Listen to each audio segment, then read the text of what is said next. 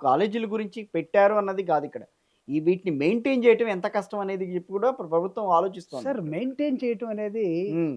Government is always a big force అండి. గవర్నమెంటే నేనెలా మెయింటైన్ చేయాలని నువ్వు బీపీ వచ్చిన వాళ్ళకి పడిపోతే అసలు నిన్నెవడు ఉండమన్నాడు అక్కడ ముఖ్యమంత్రి స్థానంలో? అందుకే కదా మేము పీపీపీ పద్ధతిన మేము దాన్ని ఇంప్రూవ్ చేద్దాం PPP is a failure model కదా!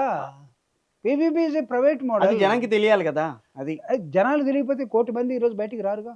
రైట్. 4,00,00,000 మందిలో ఓటర్స్‌లో ఆంధ్రప్రదేశ్‌లో 5,00,00,000 జనాభా వేసుకోండి సార్. 4,00,00,000 మంది దాదాపు 3,81,00,000 మంది ఓటర్స్ ఉన్నారు. 3,00,00,000లో నీకు 1,00,00,000 మంది వచ్చారంటే 1/3 వచ్చేసినట్టే కదా బయటికి. అవును. అంటే 1/3 people against your policy they are into the movement.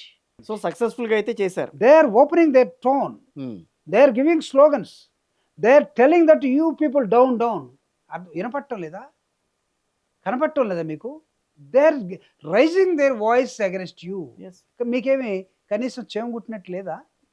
ఉంటే ఉండొచ్చు మీరు 5 సంవత్సరాలు. But you are not prepared to listen the voice of the people. Voice of the voiceless. Government should always meant for voice of voiceless. Government ఎవరి కోసం ఉండాలండి? నువ్వేమి ప్రజల కోసం. రామోజీరావు గారిని ఉద్ధరించాల్సిన అవసరం లేదు. ఆయన అన్ని చూసుకోగలడు. అవునా? చాగంటి కోటేశ్వరరావు గారిని నువ్వేమి సాకాల్సిన అవసరం లేదు. నువ్వు అడ్వైజర్‌గా పెట్టుకున్నా నీ జీతం నాకు వద్దన్నాడు ఆయన. ఆయనకి అన్నీ ఉన్నాయనుకుందాం. గొప్ప వక్త. అద్భుతంగా మాట్లాడగలరు. నువ్వు అలాంటి వాళ్ళకి నువ్వు రిప్రజెంట్ చేసి పేదవాడిని వదిలేస్తానంటే how it be called as a government?